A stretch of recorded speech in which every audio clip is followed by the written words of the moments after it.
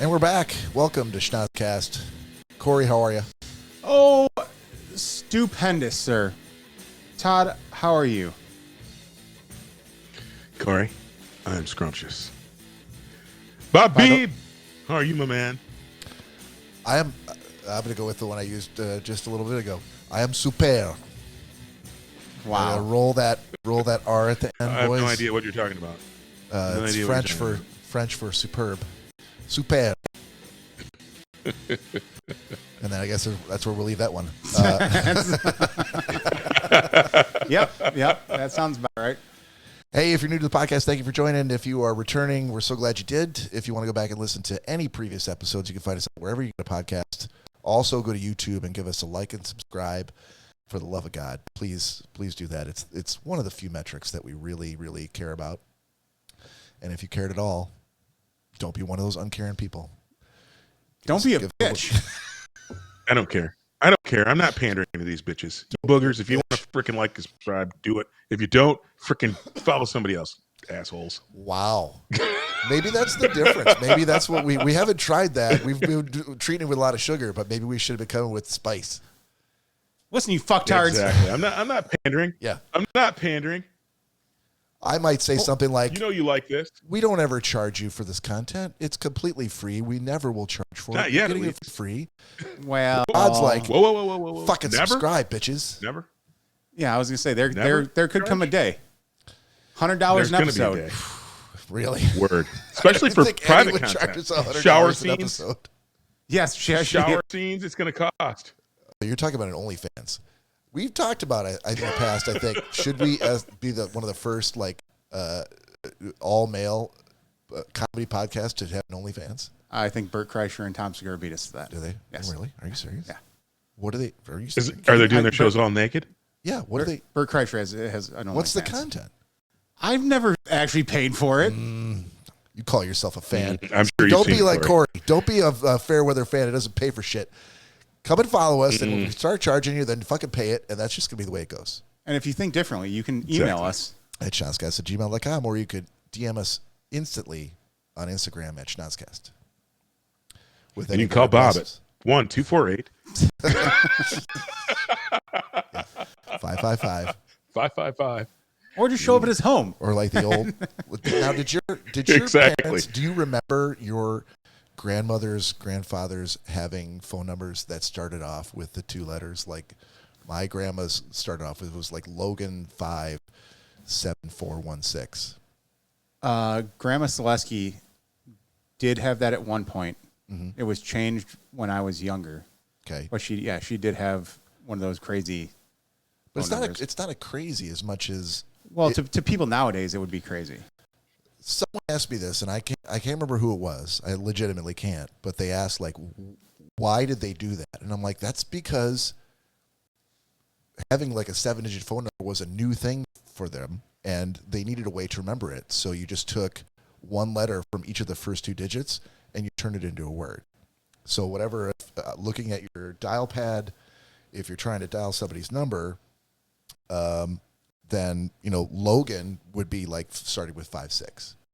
So if your number was 561-8489, apologies if that's your actual number, you would just say, I'm at Logan 15689.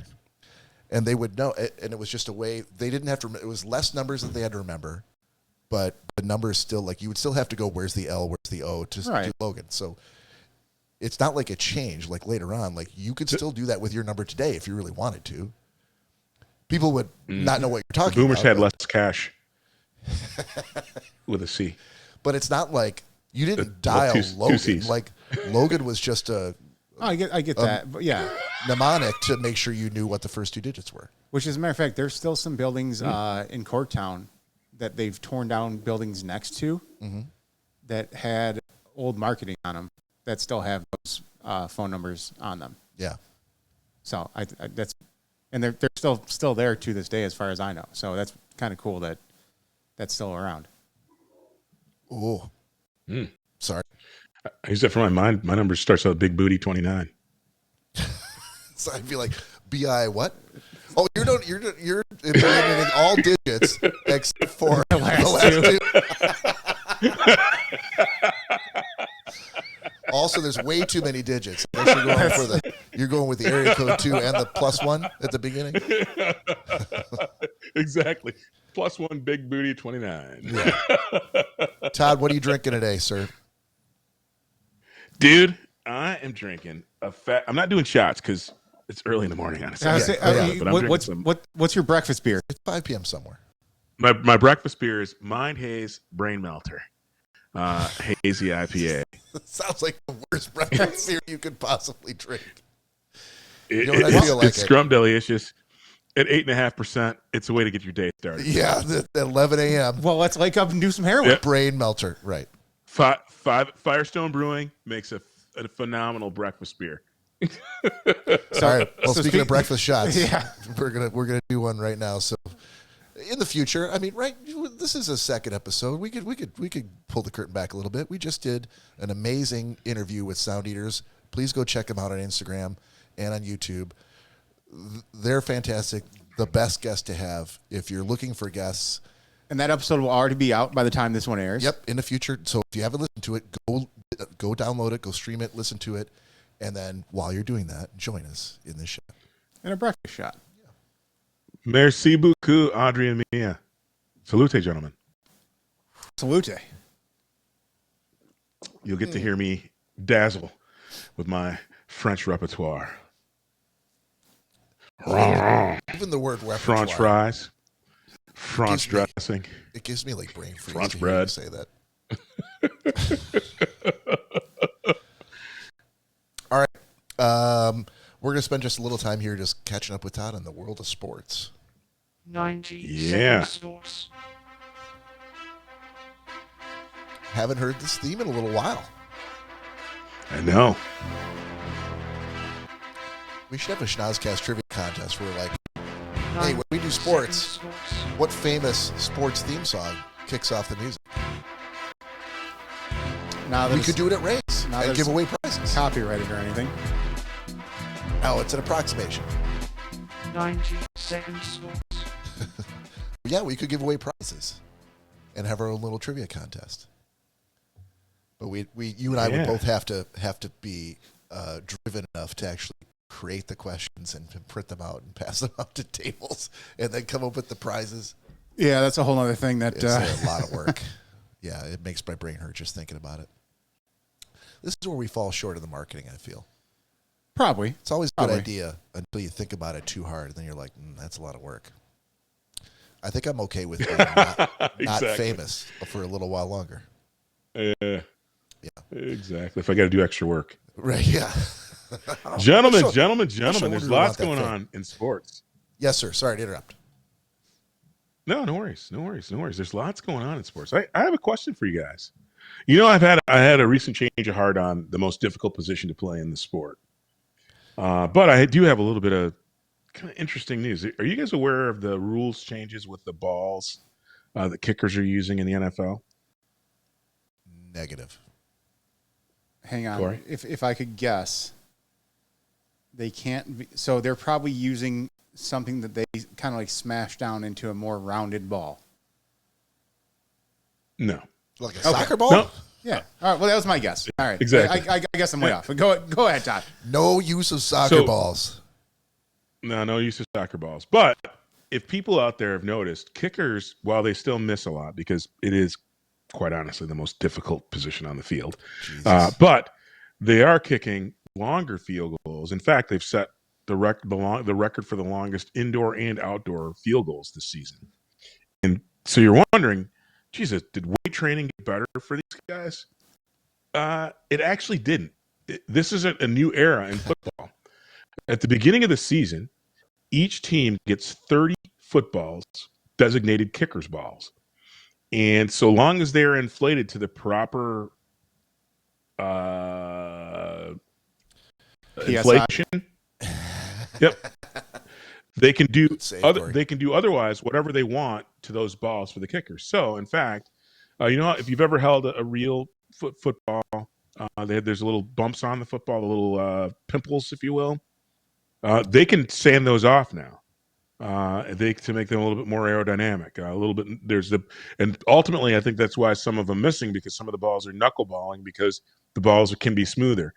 They can also, if you've ever seen a kicker before he kicks the ball, they squish it on the ground. So again, it doesn't change the inflation, but it softens the ball. At the beginning of the season now, each team gets 30 balls that they can condition in any way.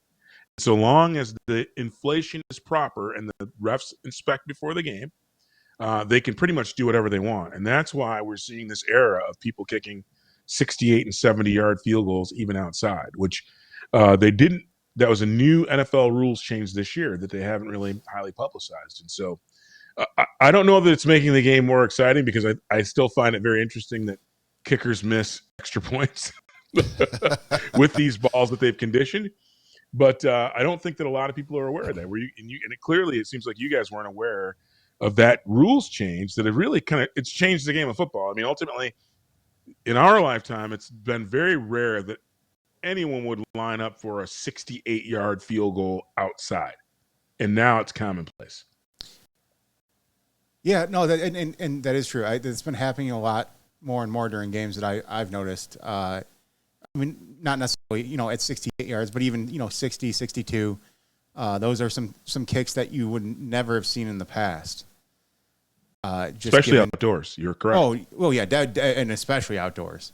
But, yeah, you see guys lining up for those a lot more nowadays than you ever have before. So, yeah, I did not realize there was a rule change with the balls that they use. I do know that, like, but all the footballs that someone either spikes into the stands or throws into the stands, the NFL does everything they can to retrieve that actual game ball and replace it with a replica of a game ball. Yeah. Because now there's actually technology inside those footballs that they need to hang on to and they want to keep. And again, too, knowing what goes into, like Todd had said, conditioning a football now, even for quarterbacks, there's a lot that goes into it. It's a lot of work. So what happens if the guy won't give the ball back? So there's only been one this season that I've seen that the guy caught. I can't remember. It was after a touchdown. Somehow he got the ball. He literally got out of his seat and was like, "I'm gone. I'm leaving the game." He left. Beeline, yeah, and had a needle probably in his pocket and deflated it, probably shoved it down his shorts. Yeah, he immediately. That used to be the thing. It used to be they wouldn't let you out of the stadium with those balls. And I think it's even tighter nowadays. But he realized what he had to do, and he's like, I'm gone for the rest of this game. So, got to go in with a plan. Yeah, those. What's the come up on that? I mean, those tickets weren't cheap to go to the game. For you to leave, like if that was on the opening kickoff, and you're like, well, see you later, fellas. You can eat my hot dog if you want. But you know what? If you really want to, here's the deal. Well, here's the deal with that, Bob. I think. Go ahead. Sorry, Cory. You could turn around and probably, especially it being on video, that you caught that ball right in the game, and to be able to say it's an actual game used and an actual NFL football. Yeah, you could make your money back for those tickets very quick. Yeah, I think it's less the kickoff, Bob, but the real thing that the NFL is going for, and if you were a patron, if someone kicked the next record-setting field goal with a ball. Mm-hmm. And you were to catch, and it made it over somehow through the net, and you were to get it.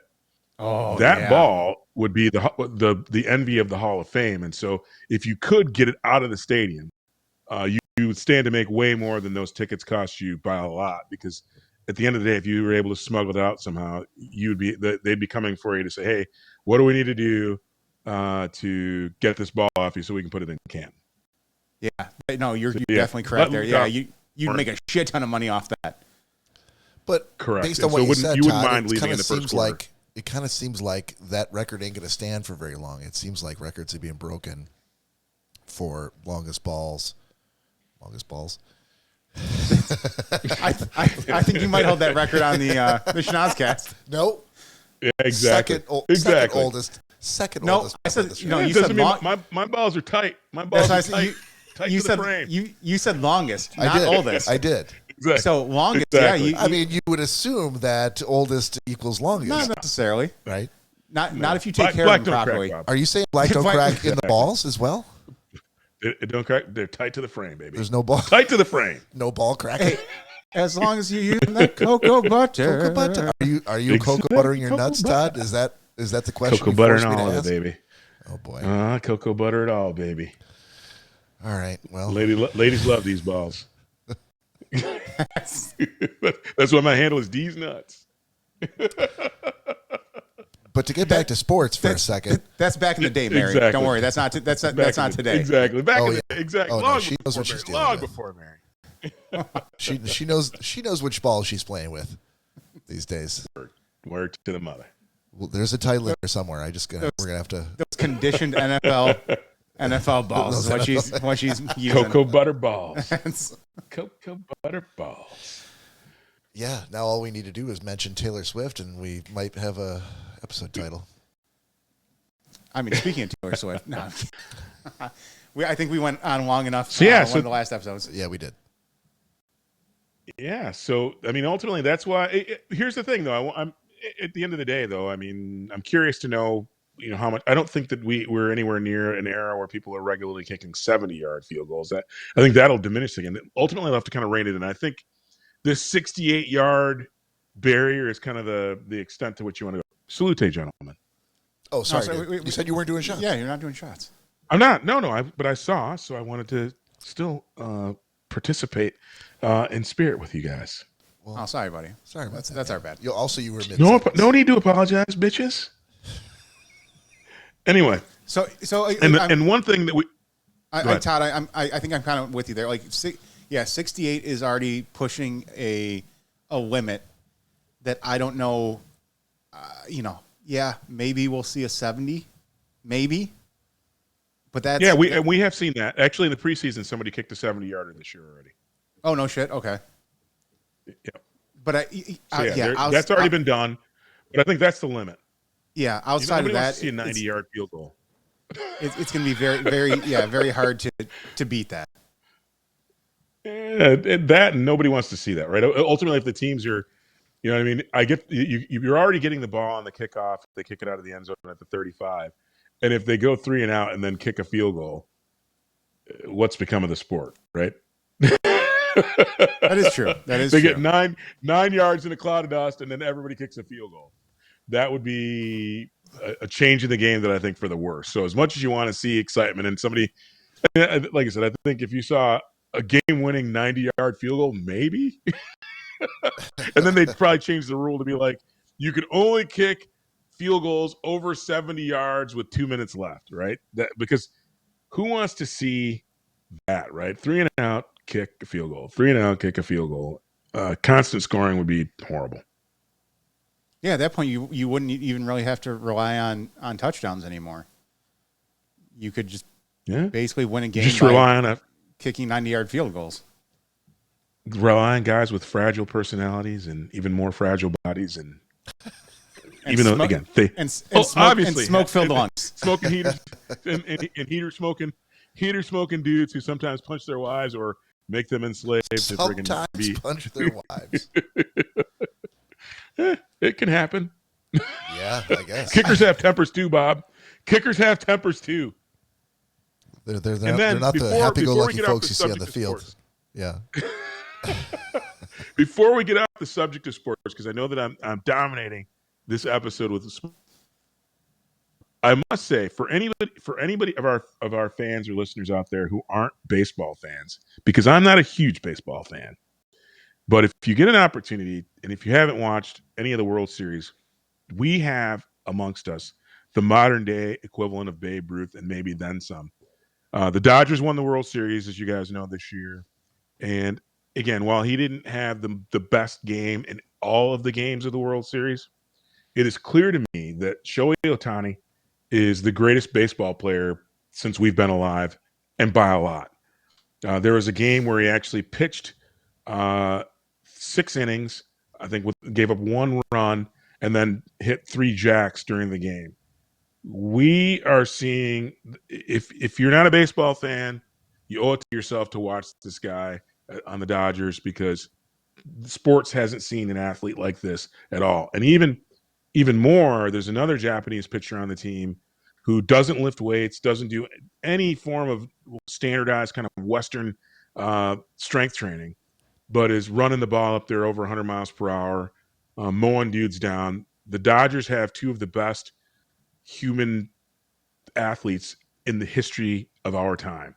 And again, not a huge Dodgers fan before, but I'm actually going to go out and get a Dodgers jersey because we're in the, like, if you think Michael Jordan is the greatest or Kobe, whatever your debate is, there is no greater baseball player in its history, to my knowledge, than Shohei Ohtani, and he is worth the price of admission. And even if you don't like baseball, you should see this because it is something special that we are likely not to see again in our lifetime. So that is my my sports rant, because we haven't done sports in a while and we haven't done a regular episode in a while, but love to get you guys' thoughts on that.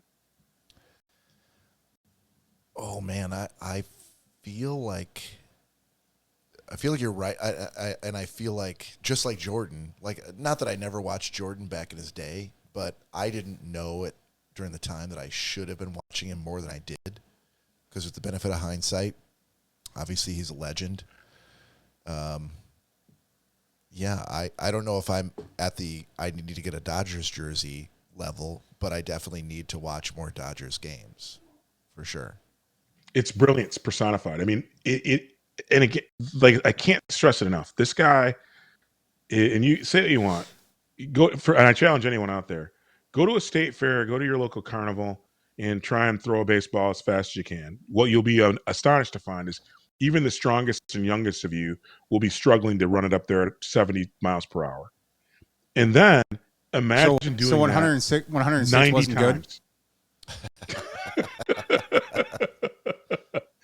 But again, imagine doing that over 6 innings, right? People are fouling balls off. These guys are, and the fact that he goes out, then he bats, runs the bases. It is, like I said, I think, Bob, you hit the nail on the head. A lot of people, even myself, I had opportunities to see Jordan when I had season tickets to the Pistons, and I saw him a couple of times live. I'm very fortunate for that. And it was always a spectacle and amazing show. But I didn't go to every game I had the opportunity to see him. And I didn't watch every game I had the opportunity to see him. And he is still famous and still selling shoes because he is, bar none, the greatest physical athlete ever to grace that sport. And if you ranked him across all sports, he's in the top 3. And Shohei is that in baseball. He is that special of a human being that, again, the physical gifts are one thing, but again, having played sports, the mental side of being able to do what these people do is even more impressive. And the fact that he's able to get out there and do it all, to focus, to get hits, to get guys out, to pitch for 6+ innings in a game. He had an amazing game in the 18-inning game that went, all through the night into the next morning. If you, again, for our listeners out there overseas, for our listeners who aren't baseball fans, take a look at the World Series and realize that you were seeing something you will likely not see in your lifetime again, and like a 3-year-old, and then it's just a maybe. I know that you said you've played sport before, but I have played sport. you mentioned that Jordan's in the top 3, and Ohtani's likely also in that top 3. Who is your top 3 as far as physical specimens across the board? Yeah. James Brown. Jim Brown. James Brown. That's weird. I corrected it. Jim Brown. You did. Jim Brown. Jim Brown, and maybe Gretzky. Ooh, see, hey, now, Todd, not to interrupt your list, because I was thinking along the same lines. Dude, Ovechkin is taking over Gretzky's spot. Yeah, but remember, boys, what Todd said was physical specimen, not skill. Which if we're going for physical specimen, then definitely Ovechkin. Gretzky was not a hitter. I was thinking Connor McDavid. No, he's nowhere near. Dude, nowhere near what? Ovechkin's numbers and physicality. Forget about the numbers and skill. He's nowhere near. You're Ovechkin. putting the whole package together. Yeah, but I'm saying, because Todd made a specific statement that I thought was interesting, and not that it was ridiculous, but like I'm like, oh, that's a really good question. physical specimens across sports. Like you could take the most gifted, physically gifted soccer player, physically gifted hockey player, basketball player, baseball player, and put them all in a Soccer group. would be Pele, in my opinion. If we're going to round up the top 5, Pele. Mm-hmm. And again, Cory, 100%. I will actually default to your Alexander Ovechkin because, again, I'm not watching as closely hockey and him, and I know that he's overtaking the record. Again, LeBron's overtaking Jordan's records, and don't get me wrong, no diss on LeBron. He is the most, I think, the biggest Iron Man in sport today, given that he is still excelling at 40 years old, and his game is flawless, and he is a physical specimen. That said, and this again, not a knock, Kobe Bryant had less tools and is still one of the top 3 basketball players in the history of the universe.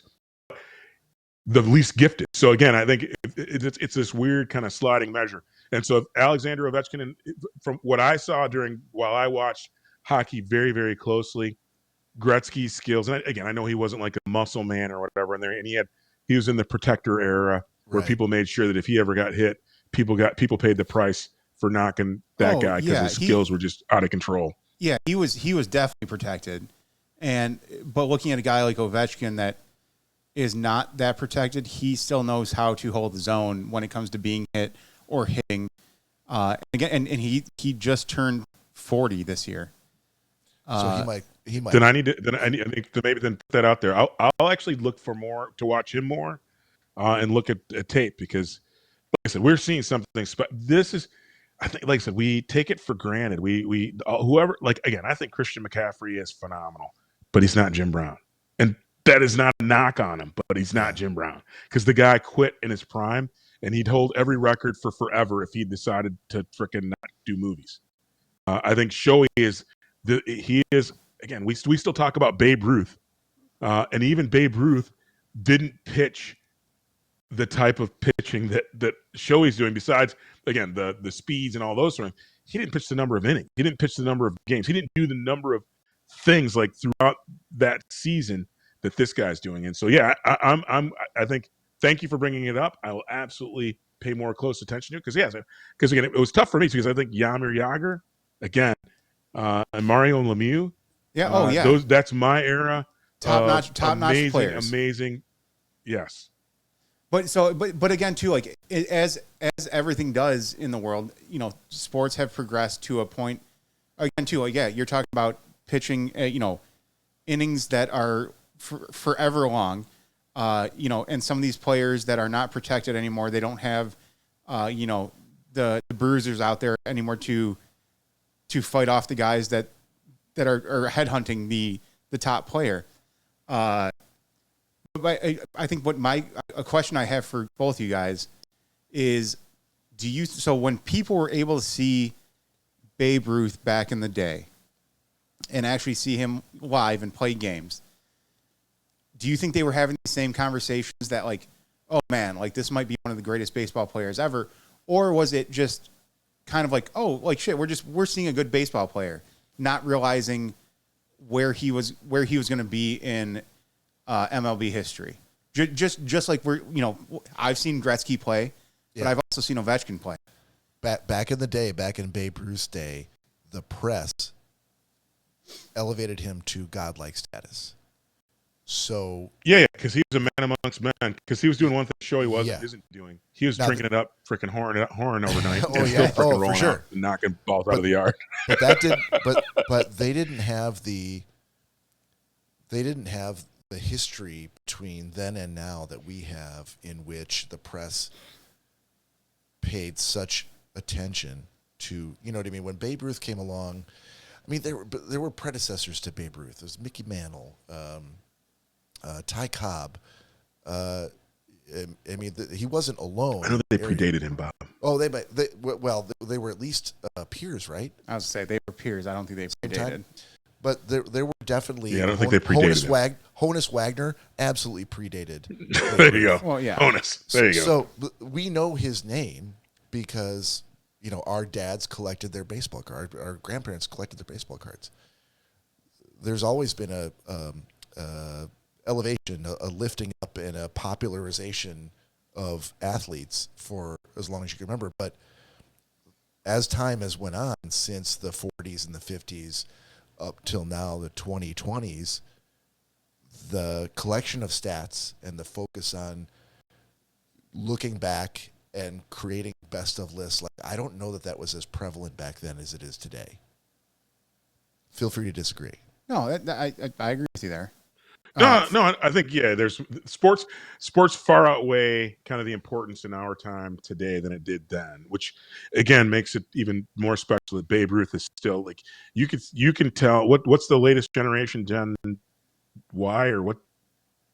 Oh, they know the name. I literally just saw like a little schematic of this where someone had put together a quick like one slide, like a PowerPoint slide version of like the actual name given to every generation. And there were generations that I didn't realize had a name. Generation Alpha. That's the latest generation? There you go. Correct. But there was a generation they've heard of Babe Ruth that was named the Transcendental Generation. And I had never heard that before. Like you go back to, the baby boomers and the greatest generation and before the greatest generation, I couldn't tell you what any of those generations were named. But they had literal names for all of them. And so I did. So the latest one being Gen Alpha, I don't think I had heard that. Well, Gen Alpha goes from 2010 to 2014 or 2024. Okay. So anybody? What's the current generation then? That's it. That's the Generation Alpha. Anybody 14 or younger, right? Correct. So. And fun fact for you guys. Speaking of Honus Wagner. Yeah, give us a fun fact about Honus Wagner, Cory. And his baseball cards. And his prodigious cock. Well, that I don't know too much about, but so his card that came in a pack of baseball gum, it was the first one to be printed and put into packs of gum. There's only 3 in the world that are actually graded between an 8 and a 10. 10 being the highest. 10 being the highest. We're talking millions and millions and millions of dollars for one card. Wayne Gretzky is actually the owner of the number 1 Honus Wagner card in the world. Holy shit. Yeah. Good for him. Yes. And I don't think there's ever going to be a day that he sells it until maybe he passes away and whatever his estate. I mean, on the surface, it just feels like that's a good investment for him. Like I can't picture him being like, I was a huge Honus Wagner fan. No, he just knew what the card, what it was going to be. Yeah, this is never going to depreciate in value. Yeah, it's only gone up by millions every single year. Yeah. Something you can hand down to his kids. Until the day that they're going to immediately sell until off. the day that Honus Wagner is outed as a sexual pervert. And then drops the value by millions. I think we might be too far past any Honus Wagner stories coming Honus up Wagner now. getting Me Too'd? Yeah, it's exactly. a little late for that. He groped me in a men's room somewhere. That was just commonplace back then. I remember it. I just remembered it last week. I was minding my own business, taking a pee, and Honus reached into my urinal stall and grabbed my wiener. So listen, my grandfather was groped by Honus Wagner's grandfather. I was going to say, listen, you 124-year-old man, that you're somehow still alive and know about Honus Wagner grabbing you. All right, listen. Pervert. Listen, boys. We're gonna try to keep this to time, and I'm gonna call it right here, and we're gonna go to one quick. Cory's gonna draw for lots. Existential question to end the show. Existential question of the week. Existential question of the week. I'll even let you read it. Oh.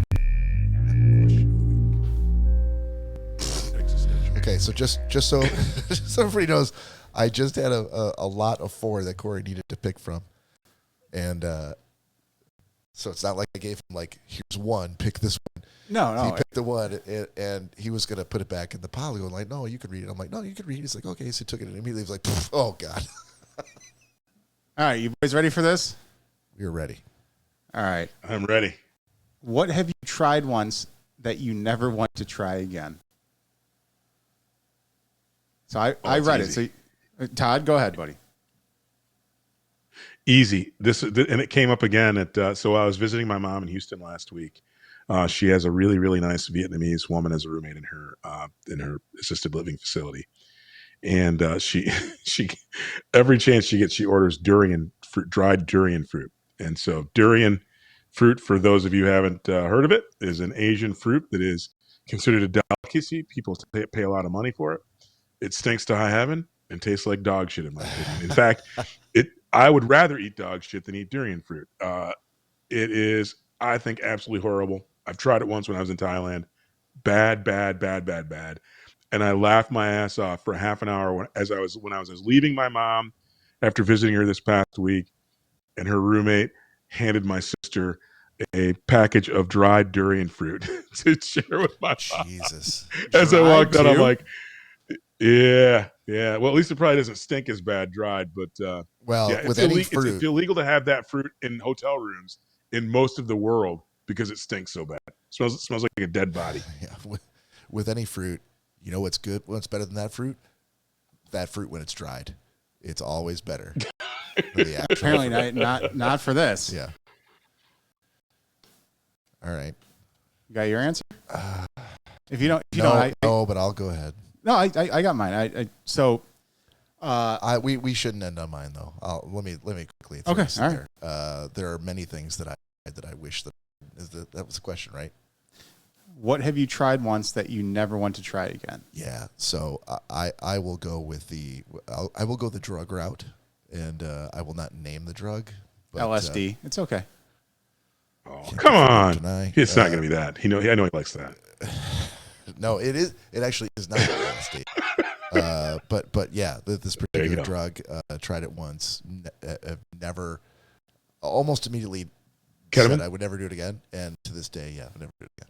Well, it's not heroin because you would have been addicted to that immediately, from what they say. So that's what they say. All right. Ketamine? Never. Are you going to say if I guess, Bob? No. We can move right to Cory's answer. I just didn't want to end on that. That's a lousy way to end the show, really, on that. So mine, I had a Filipino friend that I worked with. Go on. Way back in the day. Yeah. At Eastland. And one hung low? Huh? Yeah. It's so stupid. It's hilarious. Something wrong. But this is why we're not famous, just so you know. Because we can't not bite. One hung low Sanchez. He said Filipino. It's one hung low Sanchez. My God. His wife was like, I mean, don't get me wrong, like he was Filipino, but his wife was like really Filipino. Super Filipino? Yeah. Is that a I don't know if that's a thing. Okay. Yeah. And she loved what's called balut. Okay. For those of you that don't know, balut is a duck egg that's taken to the point where there's a full fetus inside the egg, and then it's fermented, and you suck out the fermented fetus. You tried the actual bones and feathers and everything. Yeah, dude, you tried it? My little brother just told me he tried it when I was in Houston this week. Not shitting you, because my brother goes to the Philippines all the time now. And what was I going to say? I didn't want to offend her. What? In 100 years, are you going to care if she's offended? At the time, yes, I was. I was very concerned that she was going to be offended. And again, this was a good buddy of mine at the time. Yeah. And I couldn't have been that good for him to put you in that position where you felt like you had to suck a fermented duck fetus out of a shell. Well, so here's the crazy part. He sucked worse. In all honesty, Todd, I don't know if I have. He's tried. We could go down to a truck stop right now and find the dirtiest lot lizard you've ever seen in your entire life. His whole life, he's been chasing the dragon, trying to give me something worse than that. So that's not my top worst thing I've ever sucked. And if you put balut next to that crazy lot lizard vagine, I'm probably gonna go with a lot less aubergine. Dude, it was absolutely even just talking about it, I want to throw up. And this might be why the Sound Eaters take 1 year in between visits to our show, because they listen to it and they're like, "Oh, those guys were so fun," and then the next episode, this is what we're talking about, and they're like, "Oh, maybe you take a step back and rethink this whole Maui trip." This is not going to come out until who knows when, if ever. But yeah, and like I said, the craziest part was after I wasn't even able to get all the way through it. I was like, "Oh, yeah, that's awesome!" And when we got done, and I was able to talk to my buddy Andy, or his actual name was Per Andy, a very Filipino name. He was like, "Dude, he's like, I can't stand that shit. He's like, it's absolutely disgusting." I'm like, "Why would you let your wife make it then?" And he's like, "Well, make you do it." He's like, "Well, misery loves company. I just wanted to see." Well, no. What if you loved it? That's the thing. What if you'd been like, "You know what the greatest thing ever is?" So freaking duck fetus fermented in an egg. That would have been the better story. I take that back. I wish we'd ended on mine. I love it, dude. But we didn't. So for any listeners out there, if anyone ever brings up balut to you, just say no. All right. Well, you're gonna. My brother had it and said it wasn't as bad as he thought it was going to be. Dude.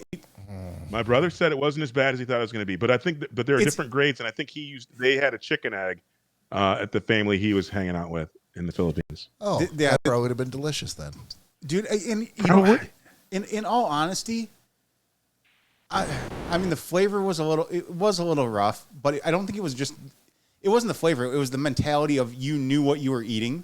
Yeah. And when you see it, because you see the fully formed duck fetus in the egg. You get an eyeball in your mouth, bro? Close your eyes and fucking chug that bitch. Dude, but what again though, once you see it, you can't unsee it, Todd. Maybe had I just had my eyes closed through the entire experience. And no one told you what you were eating? Yeah, maybe. Mm-hmm. But the feathers kind of like stick. You might have had Granddad's cock in your mouth, though.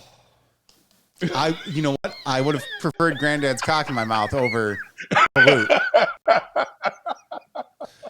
Well, apparently, if you ever want to erase balut from your mind, that's what you need to be sucking on. Find a Filipino granddad. That seems like a pretty good place to tell him to drop his drawers. Put a pin in it and put it in your mouth. Find a Filipino granddad. Thanks for listening to the Schnozcast. We'll see you next week. Peace out. Love you.